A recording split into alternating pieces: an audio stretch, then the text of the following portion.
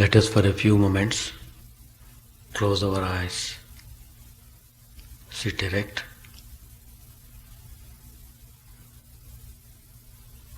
and take the mind towards the Divine Spirit, the indwelling Supreme Consciousness. Let no other thoughts come during these few moments.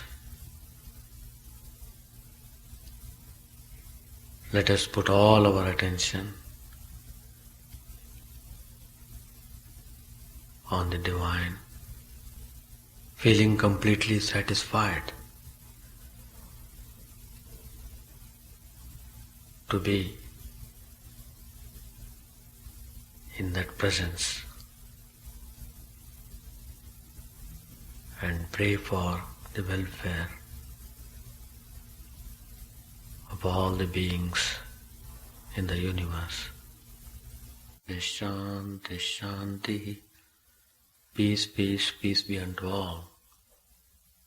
Om Sthapakaya cha dharmasya Sarvadharmasvarupine Sthapakaya cha dharmasya Sarvadharmasvarupine Avataravariष्ठाय Ramakrishna Te Namah. Asato ma sadgamaya Tamaso ma jyotirgamaya Asato ma sadgamaya Tamaso ma jyotirgamaya Pratyormamritangamaya. Om Shanti Shanti Shanti. Let us offer our salutations to Sri Ramakrishna, who came to show us the ways to reach the Divine Supreme. Let us pray to that Divine Spirit to lead us from unreal to the real, to lead us from the darkness of ignorance to the light of knowledge, to lead us from death to immortality. Peace, peace, peace be unto all. It is very difficult to get rid of the unreal, because ordinarily we are deluded by ignorance. We always tend to think wrong as right and right as wrong, unreal as real, real as unreal. That is why we are in for various types of troubles. That means we have no sufficient training to our buddhi. We think that we can have that wisdom just by going to schools and colleges or by becoming a scholar. It is not so. There are so many scholars, but then scholarship does not remove ignorance. On the other hand, he may be more ignorant than the others who are not scholars. The point is, we are not trying to learn the real knowledge. We are acquiring knowledge that is not conducive to take us to the reality. So we are going in the opposite direction. Instead of going to the place of freedom, we are heading towards the place of sorrow and suffering. Instead of trying to work for liberation, we are trying more and more to get bound ourselves. That is why the importance of holy association, the importance of holy place, it is very much stressed. Of course, people have to learn through experience. Life is full of experiences, no doubt. But how many people do actually learn through experiences? Of course there are who definitely find out that they are pursuing in a wrong way, and they go in search of holy persons. So that is a way to get rid of the ignorance. The more and more we are inclined towards the worldly enjoyments, worldly pleasures. I want this, I want that, I want this, I want that. Hankering after pleasures. Hankering. So that mad rush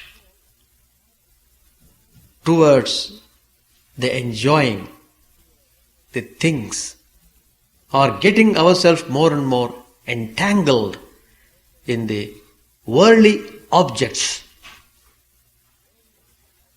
we are losing our way thoroughly. So, out of infinite grace, the Divine Spirit incarnates itself to show us the way to learn the things. Sri Ramakrishna himself, how wonderfully he has stated, as long as I live, so long do I learn. What a wonderful statement. If you have that attitude of learning, then you will not become egoistic. You will not become proud, and you will not be hostile to the society or to the country. You will be always trying to help whatever way your part you can do. So learning, so life is given to us to learn, to work for liberation. And these saints and sages, incarnations, they come to show the way. Those who find that here is a way we can have some hope to raise ourselves from sorrow and suffering. The whole world, if we look upon as the very body of the Divine Lord, the Divine Spirit, His form is this universe. His form is this whole universe. When you have that attitude, you feel the whole universe is consecrated, and you feel reverence, and you will do your work. Whatever work you may be doing, you do it with dignity and grace. Do it with all humbleness, and the idea of service one can practice if he tries to understand the things in a proper way. Now here, Master Mahashay, coming in contact with the great incarnation Sri Ramakrishna, he was completely overpowered, or I should say he was completely transformed even in the first visit itself. It seems he had some kind of awakening from the deep slumber of ignorance. awakening from false idea of the world and the things, awakening from the false idea of learning and education, scholarship. For the first time, he was so much attracted by the wonderful simplicity of the great personality. And the most cheerful personality Sri Ramakrishna was. His whole being was full of pure love and affection towards everybody. No trace of selfishness, no trace. For the first time he could see such a divine person, God in the human form. Many people have heard about it, many people have read in the books, but few people have come across in their actual life such people they could see even in this world. So, we must rise to that level of divinity. That is spiritual life. First of all, we must become thorough human beings. Many times we feel we don't even cherish the human values. We don't know how to behave in a proper way. So first of all, let us learn to become human in every respect. Concern for others, giving due respect to everyone. That way, we can develop our human personality. When once we develop to that level, then we become qualified to step into this realm of spirituality. Then only we would appreciate the value of the spiritual life. How we are very careless about things. We are careless about following disciplines. We are careless about studying, understanding, discussing, implementing. In every stage, how we are failing. How can we expect any kind of illumination or any kind of improvement in the life? So every step is important. Every moment of time is important. Every practice is important. So, we must live the life in a highly practical way. Sri Ramakrishna came to show us that practical life. He spoke what he meant, what he did. That is Sri Ramakrishna. He was truth himself. He was purity himself. He was perfection himself. So he could vibrate. He could send vibrations of purity, vibrations of divinity, vibrations of perfection all around. It is tremendous divine attraction. Tremendous. And Master Masha felt that irresistible divine attraction. So, Sri Ramakrishna appeared like a huge magnet and Master Masha a small iron filing just nearby that huge magnet. What would happen? It simply sucks in. Sri Ramakrishna did that. He simply sucked him. There is no way of escape from Sri Ramakrishna. And he felt immensely peaceful even in that first visit. That's very important point. The first impression was the best impression, and it carried on throughout his life. And his life became blessed. He got fulfillment in the life. And Sri Ramakrishna gave thorough training how one should act upon, how one should perform duties, how one should look upon one another. All these things have been dealt with meticulously, and Sri Ramakrishna never neglected any aspects regarding these things. So when Master Mahashaya was about to take leave, when he said he would be going back home,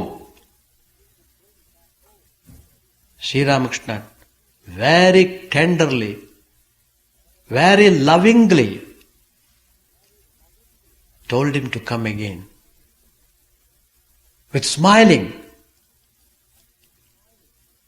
And that impressed him very much, very much. Even while returning, he was thinking about that. What? He has asked me to come again. What sweetness! What self-effacement! Tremendous personification of humility, humbleness. Wonderful person. I have never experienced this kind of love and concern for me. For the first time I am visiting him, even then I got the impression that I am very close to him and he is very close to me. That feeling of coming near, coming so close, was felt by Master Mahashaya. So, without any excuse, without giving any reasons, Master Mahashaya came again to meet Sri Ramakrishna. Even while coming, he was feeling more and more joy. A fine experience of peace inside. He could feel that. And in that feeling, he is coming to Sri Ramakrishna. Page number 78. Yam's second visit to Sri Ramakrishna took place on the southeast veranda at 8 o'clock in the morning. The master was about to be shaved, the barber having just arrived. As the cold season still lingered, he had put on a moleskin shawl bordered with red. Seeing Yam, the master said, "So you have come. That's good. Sit down here." He was smiling. He stammered a little when he spoke. He asked Yam, "Where do you live?" "Sir, I am living in Calcutta." "Where are you staying here?" Yam answered, "I am at Baranagar at my older sister's, Ishan Kaviraj's house." "Oh, at Ishan's? Well," Sri Ramakrishna asked him, "how is Keshap, a reputed person of that period?" "I heard he was very ill, Master Mahashaya." "Indeed, I have heard so too, but I believe he is well now." Then Sri Ramakrishna tells, "I made a vow to worship the mother with green coconut and sugar on Keshap's recovery. Sometimes, in the early hours of the morning, I would wake up and cry before her, 'Mother, please make Keshap well again. If Keshap doesn't live, whom shall I talk with when I go to Calcutta?' And so it was that I resolved to offer her the green coconut and sugar. Tell me, do you know of a certain Mr. Cook who has come to Calcutta? Is it true that he is giving lectures? Once Keshap took me on a steamer, and this Mr. Cook too was in the party." Master Mahashaya answered, "Yes, sir. I have heard something like that, but I have never been to his lectures. I don't know much about him. Sri Ramakrishna said again, "Pratap's brother came here. He stayed a few days. He had nothing to do and said he wanted to live here." Sri Ramakrishna said further, "I came to know that he had left his wife and children with his father-in-law. He has a whole brood of them. So I took him to task. Just fancy, he is the father of so many children. Will people from the neighborhood feed them and bring them up? He is not even ashamed that someone else is feeding his wife and children and that they have been left at his father-in-law's house. I scolded him very hard and asked him to look for a job. Then he was willing to live here. See, there are two important points here which we should note. First of all, when he found somebody was ill, Sri Ramakrishna offered sugar and coconut to the Divine Mother, praying for her to recover, Keshav Chandra Sen, as early as possible. So here is the model for us. Whenever we are in troubles, whenever we feel like taking some help, the first thing we should do was to pray the Divine Spirit. Come to the Divine Lord. Enter your shrine room, sit there for 5 minutes. Just think of Him and appeal to Him. Things would be all right. It is not superstition. Sri Ramakrishna is showing to us it's a fact. And all our prayers would be heard if we are sincere about them. The second point, when a person suddenly came and expressed the desire, I want to live here, a life of spirituality. But his mind was not prepared enough. He has just kept his wife and children in somebody's house, and he is not able to work hard to earn money and to look after them. In order to escape that responsibility, he is coming here telling that he would like to live with Sri Ramakrishna. And Sri Ramakrishna scolded him like anything. Everyone must know the responsibility. Fulfill your responsibility properly. Then only God will accept you, not otherwise. So there Sri Ramakrishna, how very nicely he has told. You have come away here, who will look after them? If you yourself are not responsible, do you think somebody else would take that responsibility? So he corrected him and he put him on the right track. Follow thy duty properly. So looking after wife and children, discharging the responsibility in a proper way, that is the stepping stone to spiritual life. If that is not done properly, you can't make any progress in spiritual life. Are you married? Yam said, yes sir. Sri Ramakrishna with a shudder.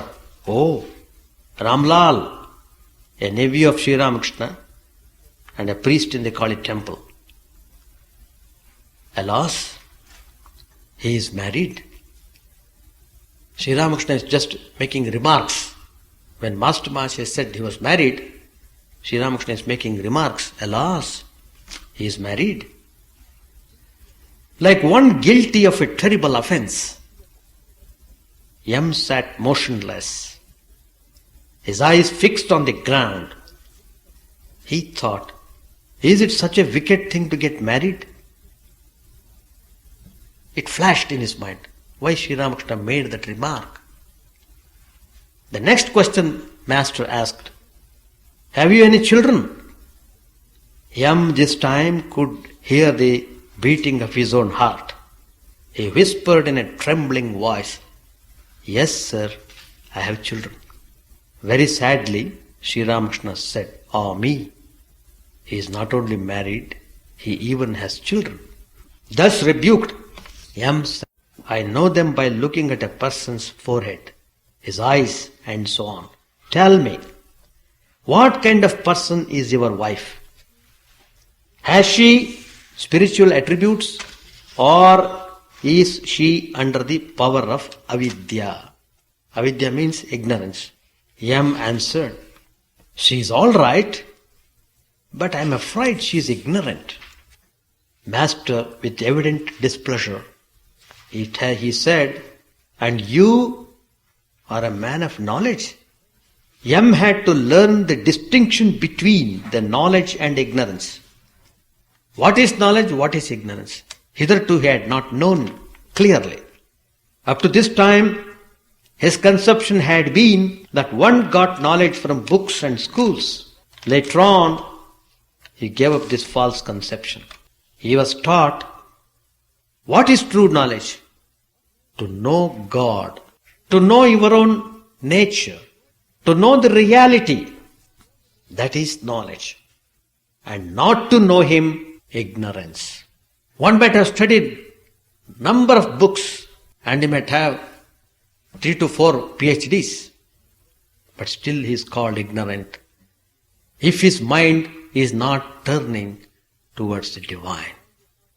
If his mind is not aspiring for the perfection and realization of the divine. When Sri Ramakrishna explained, and you are a man of knowledge, Yam's ego was again badly shocked. He was all along had that impression. He had studied so many books and he was a teacher. So he had all that book learning. So he thought he was most learned person. So that vanity was shattered by Sri Ramakrishna's words. Sri Ramakrishna showed real wisdom is not through book knowledge, but through the direct realization. Through spiritual life, one acquires real knowledge. That is why it is termed as Paravidya. Para, apara. Para means the knowledge, the spiritual knowledge. Apara means the non-spiritual. We are all hitting upon non-spiritual knowledge. Day in and day out we are busy with acquiring non-spiritual knowledge. So we are not free from any kind of suffering. So Sri Ramakrishna, in the beginning itself, make him understand what is knowledge, what is ignorance. And he hit upon his ego, which is the main obstruction in our spiritual life. If you are free from ego, you are very near to God. So Sri Ramakrishna, out of his infinite mercy, he wanted to take Master Mahashaya to him. He wanted to take him as one of his innermost disciples. So he crushed his ego in the beginning itself. Then Master asked him, well, do you believe in God with form or without form? M means Master Mahashaya, rather surprised, said to himself, how can one believe in God without form when one believes in God with form? And if one believes in God without form, how can one believe that God has a form? Can these two contradictory ideas be true at the same time? Can a white liquid like milk be black? Sir, I like to think of God as formless. Master answered, very good. It is enough to have faith in either aspect. You believe in God without form. That's quite all right. But never for a moment think that this alone is true and all else false. There you have to be careful. Remember that God with form is just as true as God without form. But hold fast to your own conviction. The assertion that both are equally true amazed M. He had never learnt this from his books. Thus his ego received a third blow. Again and again Sri Ramakrishna is hitting on his ego. But since it was not yet completely crushed, Master Mahashaya came forward to argue with the Master a little more. Yam said, Sir, suppose one believes in God with form. Certainly he is not the clay image. Master interrupting, but why clay? It is an image of spirit. Yam could not quite understand the significance of this image of spirit. But sir, he said to the Master, one should explain to those who worship the clay image that it is not God, and that while worshipping it they should have God in view and not the clay image. One should not worship clay. Master sharply. That's the one hobby of you Calcutta people, giving lectures and bringing others to the light. Nobody ever stops to consider how to get the light himself. Who are you to teach others? He who is the Lord of the universe will teach everyone. He alone teaches us, who has created this universe, who has made the sun, moon, men, beasts and all other beings, who has provided means for their sustenance, who has given children parents and endowed them with love to bring them up. The Lord has done so many things. Will He not show people the way to worship Him? If they need teaching, then He will be the teacher. He is our inner guide. Suppose there is an error in worshipping the clay image. Doesn't God know that though He alone is being invoked, that through it He alone is being invoked? Does He not know that? He will be pleased with that very worship. This very important point. Why should you get a headache over it? You had better try for knowledge and devotion yourself. So once you invoke, worship God in the image, then the divine manifests there. In course of time, you will have the realization, you will have enlightenment. Sri Ramakrishna himself was the example. He was worshipping Divine Mother Kali in the temple at Dakshineshwar. He did realize, he could even feel that Mother Kali was breathing. It was not imagination. He saw with his eyes open. This was not in meditation. This was not when he closed his eyes. With open eyes he saw.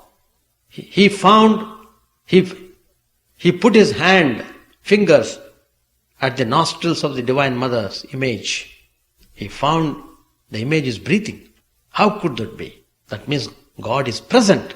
You might have known one incident. Sri Ramakrishna's father, Kshudiram, he had gone to some place. While returning, he was terribly exhausted and he was taking shelter under a tree. It was noon time. Because of his exhaustion, he fell asleep. Immediately he got a dream. In that dream, the Divine Supreme is showing His form to him and telling, look, just a few yards away from here, I am lying there. Please take that. They call it a salagram. Please take it and worship. I have been there without being worshipped. Please do that. And immediately he opened his eyes. He was awakened.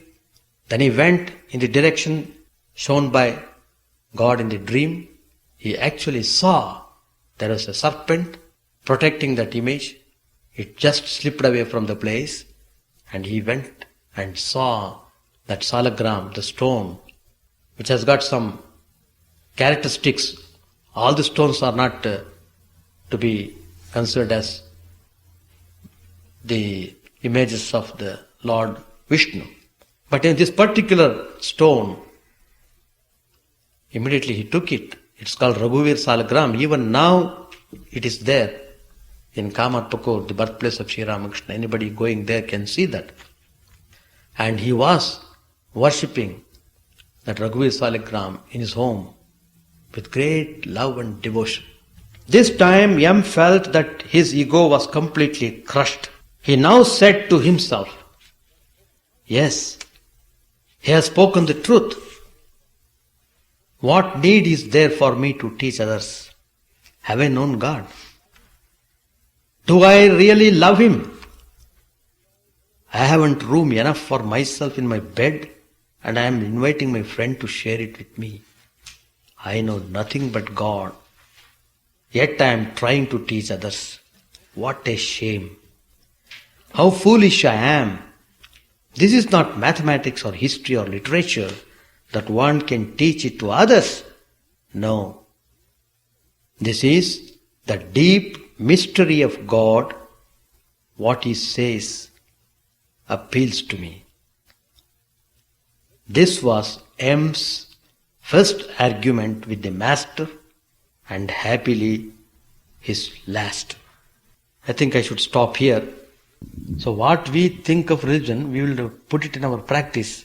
to the best of our capacity. So it is not for any show or not for trying to impress others people also to come into my ways of thinking.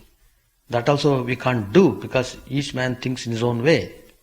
But then some like temperaments would be there, so that if they appreciate the ideas, then quite good. Otherwise, we need not bother about them. That's all. Their nature they exhibit. Yeah.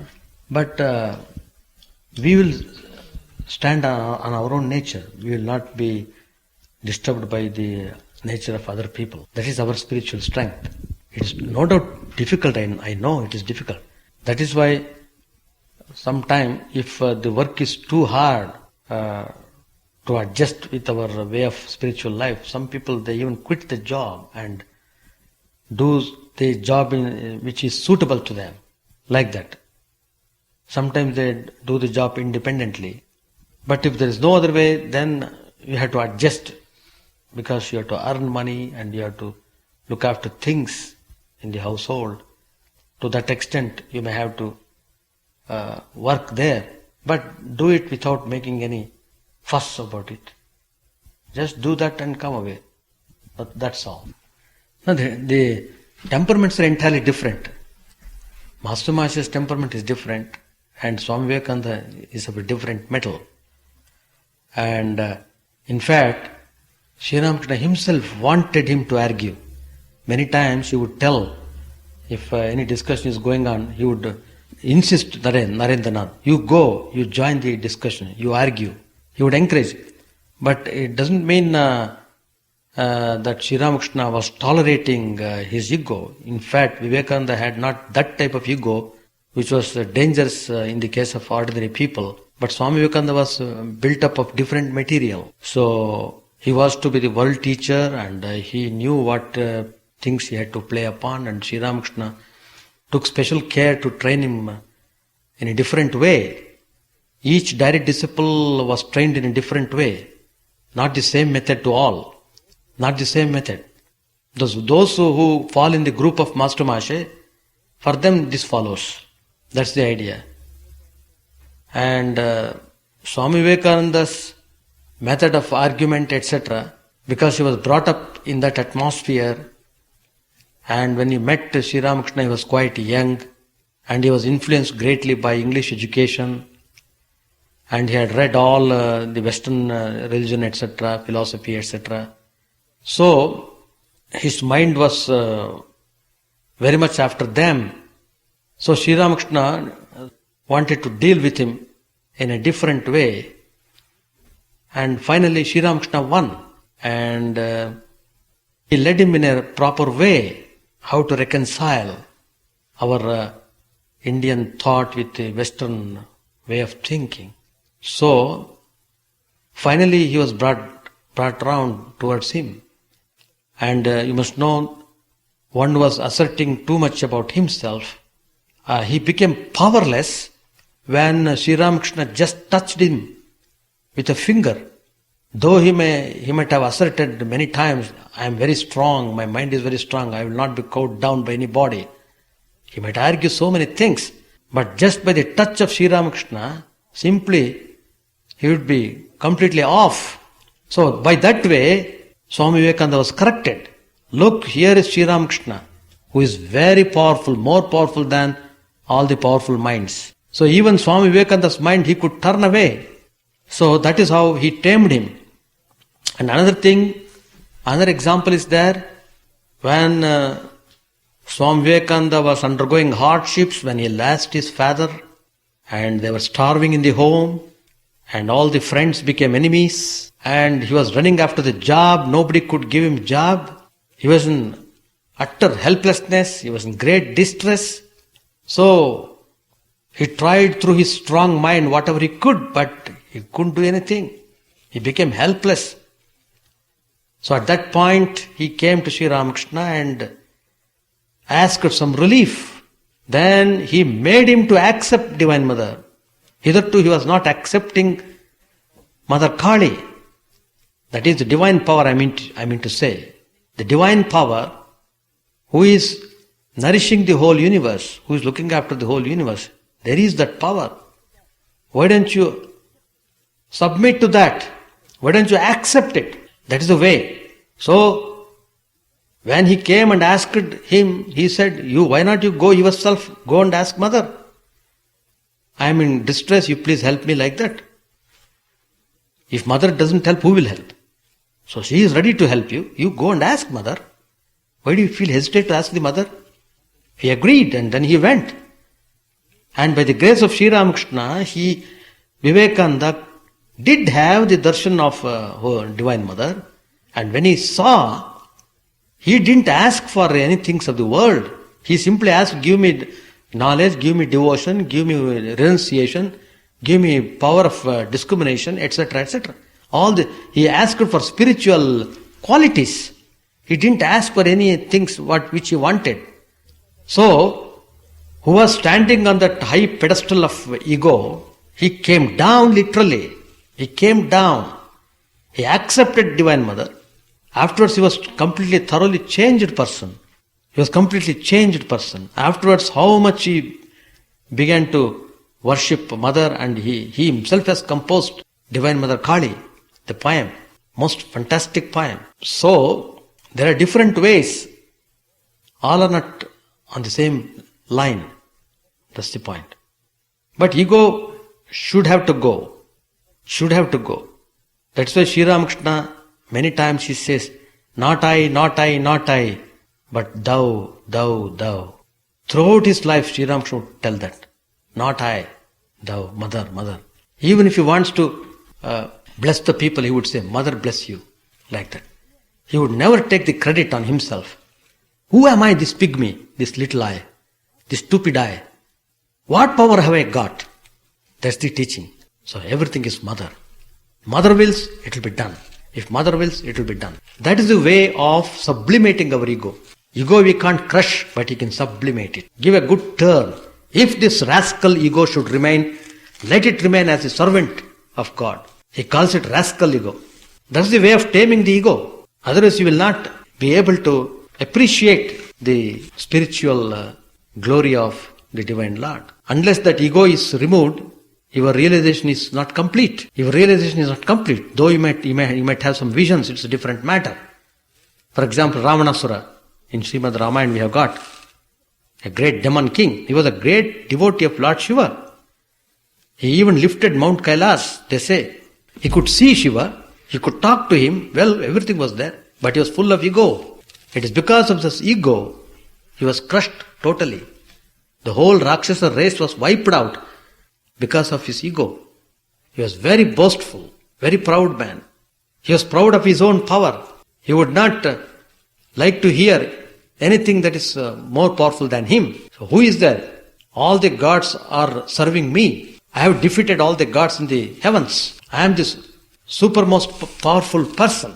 That was his idea. So because of that ego, he destroyed himself and all the Rakshasa race. And that ego was followed by other bad vices. He became very lustful and he began to tease many ladies. That was very bad on his part. All these are the products of the ego only. So he could not hear the advice of Vibhishana. He was not in a position to hear the advice from anybody. He wants his ways are to be carried through. Nothing short of that. Because he took that attitude, he was to meet with death. I think we will stop here.